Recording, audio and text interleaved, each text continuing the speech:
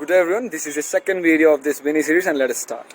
According to scientific estimates, modern humans have been wandering around the earth for 300,000 years, but the nomadic forms were here all along since 7 million years. So, in all of that perdurable longevity, food, water, air and shelter were and are deemed the most basic essentials required to survive here on planet Earth.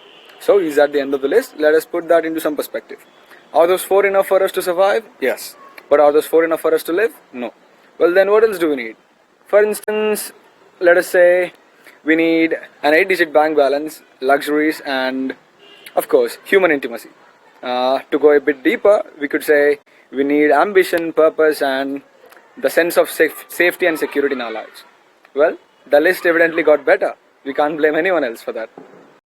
Well, as you can see, the list evidently got bigger and better, and quite rightly so. Because for us humans, it did not take us long to get transition from being mere survivalists all those years ago to being the scullions of luxuries that we are today. In this time and age, not many people practice self-love. Okay, practicing is just out of the question when most of them don't know what it even is. So, I'll try to put it this way. Self-love is like an Andhra cuisine. It may burn you up from the inside at the start, but you'll definitely come back for more because it feels so good and of course it is tasty. So, in that perpetual quest of attaining that perfect self, we'll lose our real selves. And trust me, there's nothing worse. There's nothing worse. Before one can practice self-love, one has to know what its true impetus is.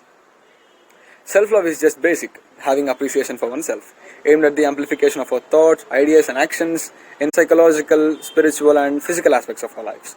Don't just get startled by that definition. Self-love is just not, realistically, it is not as convoluted as its definition seems. Because self-love is not something that falls from the sky. It has to be practiced. It has to be attained. It has to be attained by oneself. You just can't buy it from anywhere. And it can be found even in the darkest of times, only if one knows where to look. I don't mean to offend anyone, but just posting quotes on a social media accounts doesn't cut it. Because self-love is much, much more than that. And to be blunt, that is just your byproduct of your subconscious mind trying to be different from the others. You just can't blame anyone but your mind. Self-love is the recognition and appreciation of a true inner worth which permits us to show us authentically to the world without any filters, just the way we are. Well, it can be plainly said that it's the act of choosing oneself over all the things that one can't control. Well, still we have to prioritize our well-being and still we have to attain personal fulfillment. We often show pity and compassion on others for the way they are.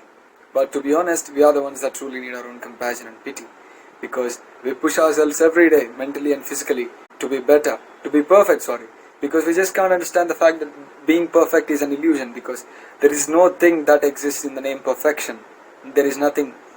Perfection is an illusion. We have to digest the fact just as it is. And we have to dedicate our own time for our own growth, because that is more important than anything in the world, because we just have to be content with ourselves no matter what. Until the day we master the act of accepting what we are, we can't say that we truly love ourselves. We just can't say that. I'll conclude this video.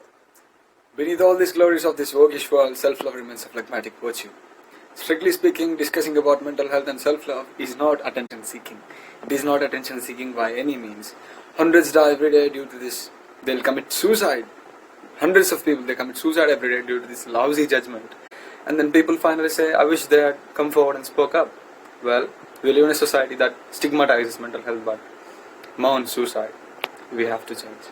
It's high time. Thank you.